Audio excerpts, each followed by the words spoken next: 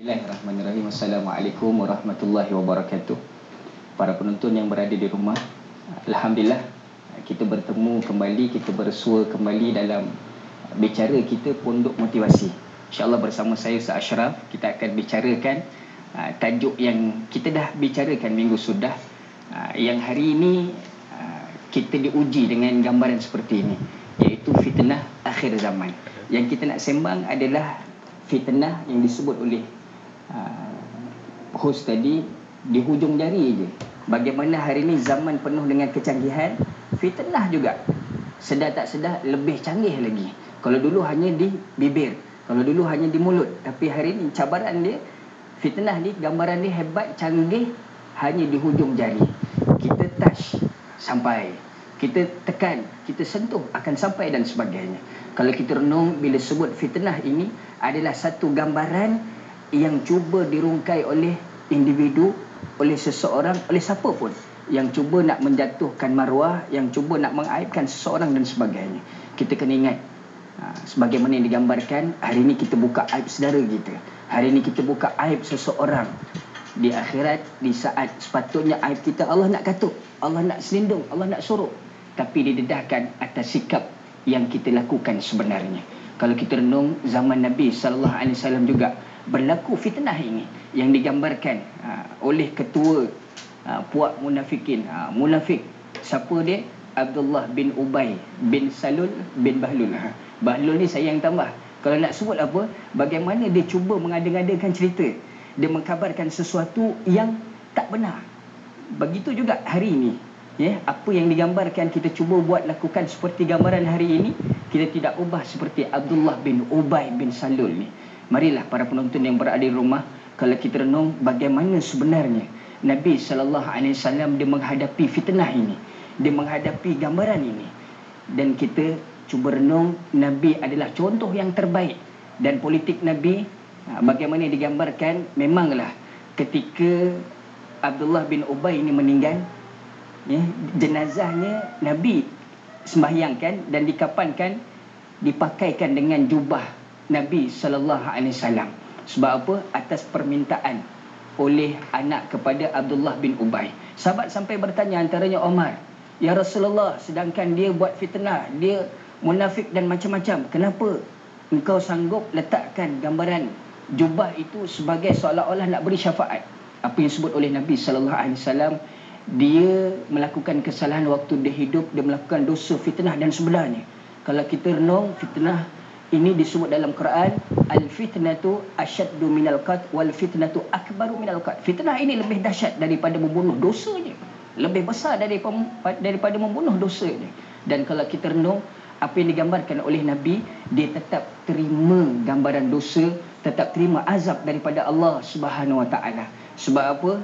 Dialah wartawan, dia menyelidik, nak cari, nak jatuhkan, cari cerita nak jatuhkan Nabi SAW.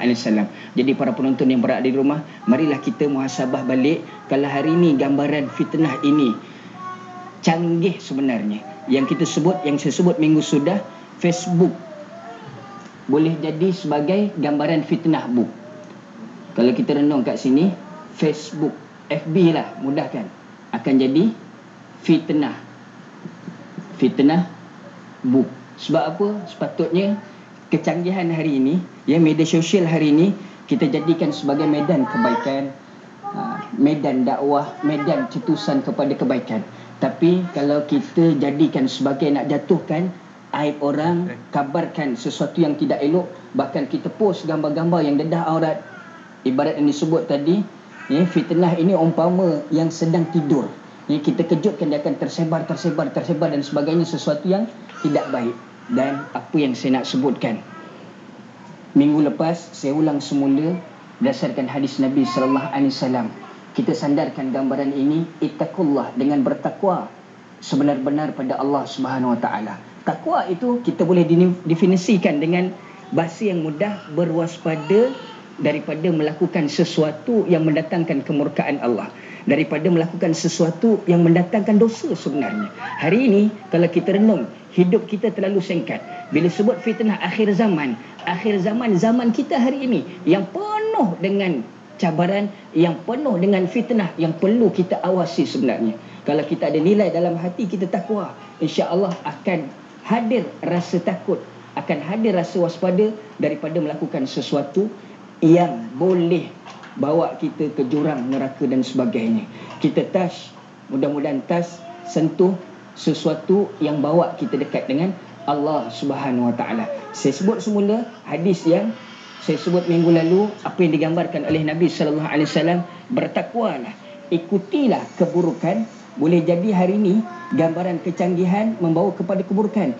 Kita ikuti keburukan itu dengan kebaikan. Nescaya keburukan, kejahatan itu akan hilang dan kebaikan akan monopoli. Dan kita hadapi fitnah itu yang digambarkan keburukan itu dengan akhlak pribadi kita yang mulia. Sebab apa? Contoh yang terbaik yang digambarkan oleh Nabi sallallahu alaihi wasallam, bagaimana Nabi digambarkan sabar, dan disebut dalam sebuah hadis, bila mana kita ni diuji dengan fitnah, lebih baik kita diam. Orang yang diuji dengan fitnah, dia duduk, dia diam, lebih baik daripada orang yang berjalan. Orang yang berjalan lebih baik daripada orang yang berlari. Nak sebut apa? Kita diam itu bukan kita mengaku kalah, tapi di sebalik itu kita undur diri untuk kita serah pada Allah. Allah lebih mengetahui. Innallaha khabirum bima ta'malun, atas apa yang kita lakukan. Jadi para penonton yang berada di rumah, marilah kita duduk diam-diam, kita muhasabah balik atas apa yang kita telah lakukan. Boleh jadi tangan kita menyentuh, boleh jadi kita melakukan sesuatu.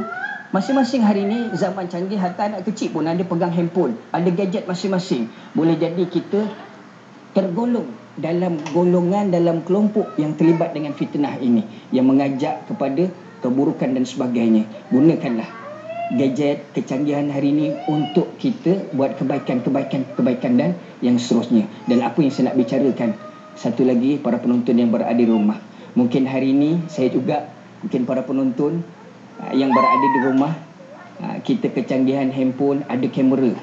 Hari ini dikaji seramai 80% orang duk selfie, ambil gambar sendiri pakai handphone, ambil gambar sendiri pakai kamera. Kalau kita nak renung, sebenarnya tak ada masalah, tak ada masalah. Tapi bila kita ambil gambar, kita upload dalam Facebook, kita mengharapkan orang like gambar kita, mungkin yang kita upload tu yang terbaik. Di situ juga kalau kita dalam keadaan kita tak sedar, akan menimbulkan fitnah sebenarnya. Sebab apa?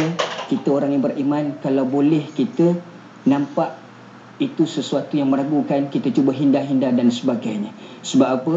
Kalau boleh hidup yang singkat, kita jangan singkatkan lagi, ringkaskan lagi dengan dosa yang kita lakukan, dengan fitnah yang digambarkan hari ini. Memang ruang hidup kita, ruang lingkup hari ini dalam suasana fitnah, tapi kita waspada dengan sebaik-baiknya. Saya sebut semula, bila selfie itu ada kajian kesihatan daripada Thailand kalau tak silap saya.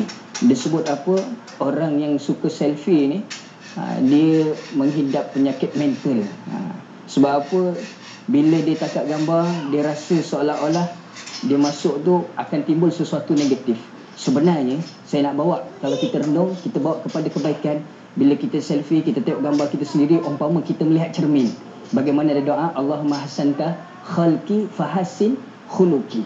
Ya Allah, bagaimana engkau cantikkan ciptaan, rupa paras rupa aku, fahassin khuluqi. Kita doa, ya Allah, cantikkan juga akhlakku. Begitu yang kita gambarkan, yang saya mudah-mudahan ingatan untuk diri saya bersama, juga para penonton yang berada di rumah, kita gunakan hari ini media-media sesuatu yang mengajak kepada kebaikan, bukan kejahatan. Mungkin kita terpedaya, mungkin kita duk leka dengan berselfie, tak ada masalah, tapi mudah-mudahan selfie kita, selfie yang bermanfaat, mudah-mudahan insya-Allah. Apapun para penonton yang berada di rumah, hari ini kita melihat apa yang kita lakukan, seolah-olah kita sedang design, kita sedang, orang kata, mencipta bagaimana keadaan kita di akhirat. Jadi kita ciptalah sesuatu, dalam keadaan yang baik. Mudah-mudahan apa yang kita buat hari ini bawa kita kepada dekat dengan Allah Subhanahu Wa Taala. Jadi sekadar ini yang dapat saya sampaikan. Mudah-mudahan ada sesuatu yang terbaik.